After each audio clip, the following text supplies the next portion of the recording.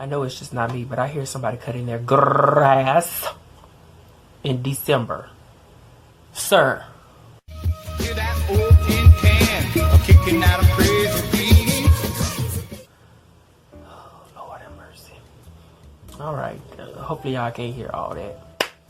What is going on, everyone? It is me, Troy, and I'm here again with another video. Of course, we always say those type of things at the beginning of these videos. But anyway, I do want to go ahead and say thanks to everybody who recently commented, liked, and subscribed. My fingernails are growing from my Dollar General vitamins. No, that's not the brand, but it don't matter. That's where I got them from.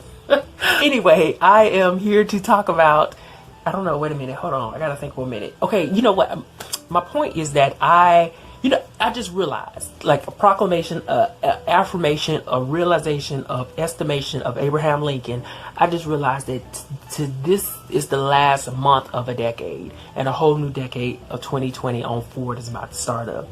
And I was just like, I remember when that stuff really mattered, like in 20 years ago, I would think about it like that. But now it's like, I didn't even realize that. I wasn't even thinking about it. But the point is that usually you try to do something special. Like, girl, you try to, I don't know, do something special. I don't do that whole New Year, New Me thing, because it's just like, it comes to a point where I'm just tired. I'm just going to do me, period. You know, I don't care what day of the clock that it turns. The point I'm trying to get to, y'all, is that I said, you know, last year around this time of November and December, I was reading a lot of cozy mysteries, as I normally would, because of the season mostly. And that's just my thing. That's my zhish, as many of you guys who have found my channel know.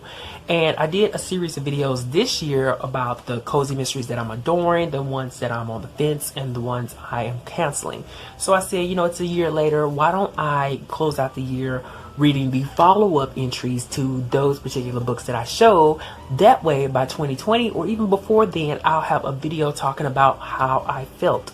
You know, were the ones that I adored, the ones that I'm going to keep reading in the series of, or the ones that I put on the fence, the ones that I'm going to, wait a minute, I confused my whole self.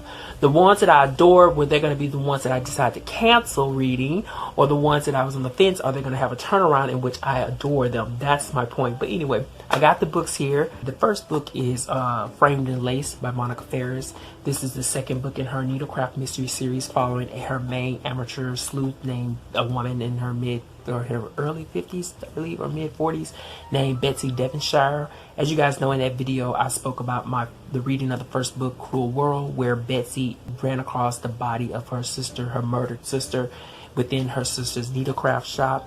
And then subsequently, Betsy inherited the shop, as well as she solved her sister's murder. So that was the most moving piece of that particular book. But I will say, being halfway through Framed in Lace, that I don't necessarily see that same element of that cloudy vibe, cloudy and ponderous and grief atmosphere from the first book. That element's not necessarily present, though slightly. And even with that being said, that's not a deterrent, because I am actually really enjoying Framed in Lace. Hopefully this will end well, and then I can move on to the third book, A Stitch in Time. So far I'm adoring her.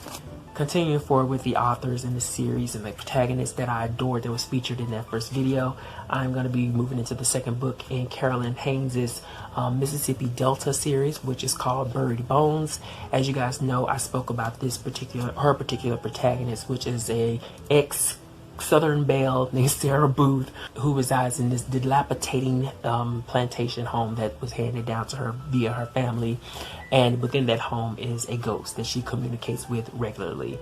I so enjoyed that first book that, of course, I bought the second book on sale. Of course, it was only $1, right?